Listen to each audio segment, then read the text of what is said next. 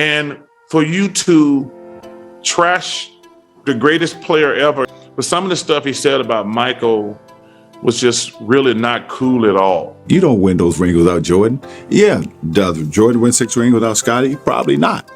Mm-hmm. But at the same time, you don't even get in that position without MJ, period. These are NBA legends who damage their own legacy through jealousy and bitterness.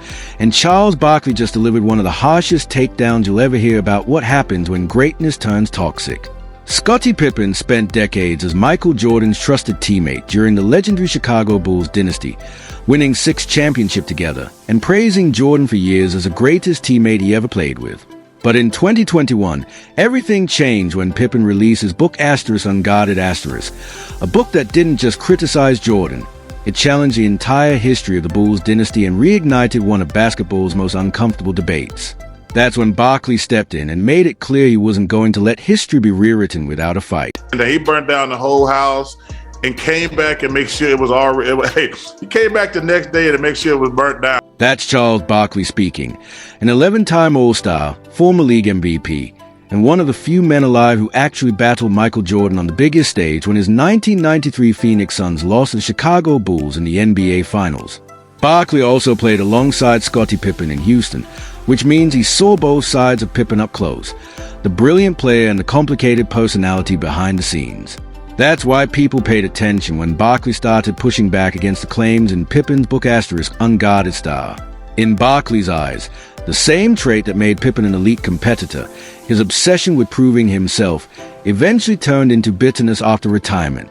Pippen spent years publicly praising Jordan as the greatest player ever, even admitting shortly before the book release that Jordan was for sure the GOAT because of everything he accomplished with the Bulls.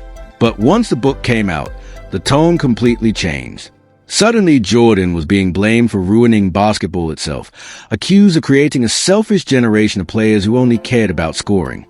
Barkley immediately noticed the contradiction because to him, it looked less like honest reflection and more like a former superstar struggling with the reality that history would always place Jordan. And for you to trash the greatest player ever, but some of the stuff he said about Michael was just really not cool at all. Charles Barkley understood that something much deeper was happening beneath all the criticism and public shots.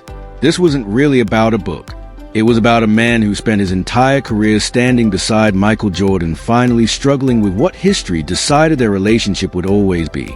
And according to many people around basketball, the real breaking point came after The Last Dance. The documentary reminded the world of the hierarchy everyone already knew existed during the Chicago Bulls dynasty. Jordan was the face of the empire, the closer, the obsession, the center of the storm.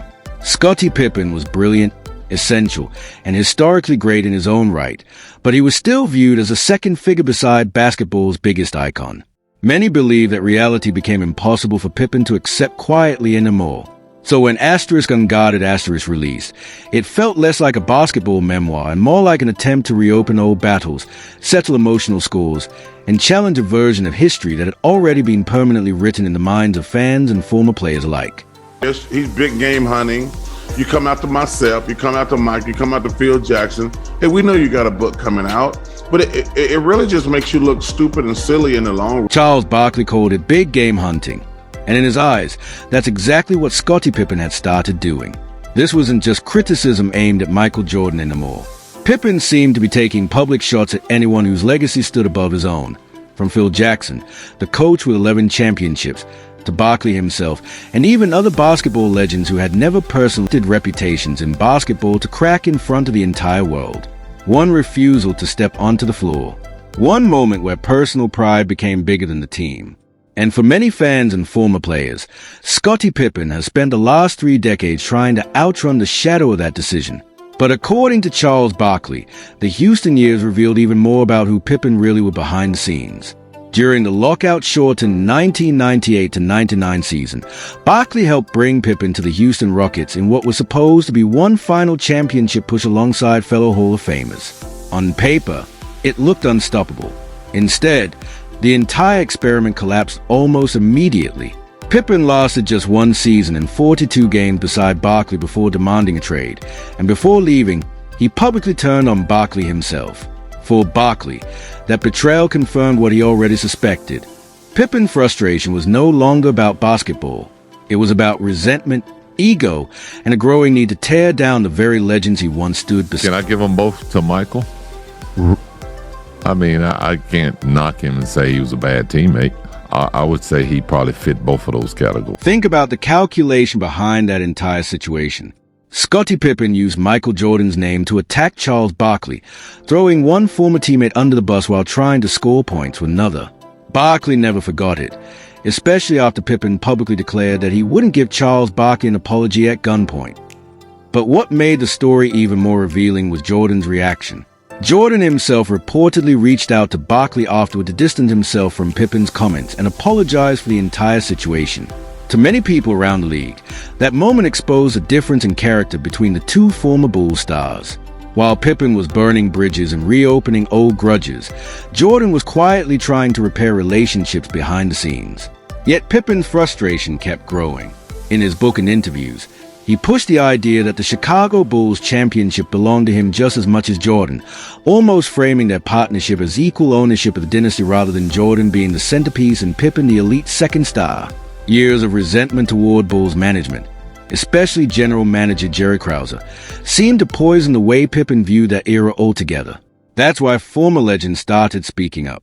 Dominique Wilkins, one of the greatest scorers of his generation and a man who battled Jordan in unforgettable playoff wars, heard Pippen's comments and felt compelled to respond because in his eyes, basketball history was being rewritten by bitterness instead of reality. I just feel sadness for him more than anything. I think he's been carrying those 1.8 seconds. Dominique Wilkins framed the entire debate perfectly because he acknowledged Scottie Pippen's greatness while still making the hierarchy impossible to ignore. Pippen was essential to the Chicago Bulls dynasty, an elite defender, playmaker, and one of the greatest second stars basketball has ever seen. But in Wilkins' eyes, Michael Jordan was always the engine that made the machine unstoppable. Without Jordan, there are no 6 championships. Without Pippen, many around the league still believe Jordan eventually wins multiple titles because he was a singular force that bent the league around him. The resume backed that belief up. 5 league MVPs, 6 finals MVPs and 6 championship runs, a Defensive Player of the Year award, and a level of individual dominance few athletes in sports history have ever reached. Critics of Jordan often point to the fact that he won only one playoff game without Pippen, but that argument ignores the context entirely. Jordan played only 17 playoff games before Pippen arrived, most of them during his early years on weak Bulls teams with little support around him.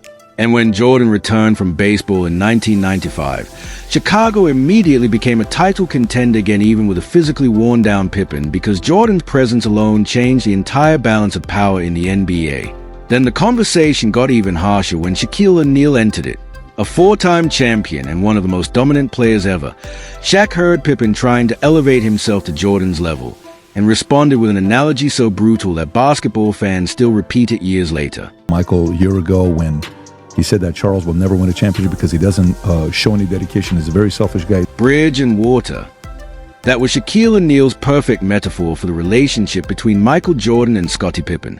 In Shaq's eyes, Jordan was a bridge, the structure holding everything together, the force carrying the weight of the entire dynasty. Pippen was a water flowing beneath it, important, valuable, even beautiful in the way it moved, but not the thing people built the legacy around. It was one of the most brutal analogies basketball fans had ever heard because it acknowledged Pippen's greatness while still making the hierarchy understand.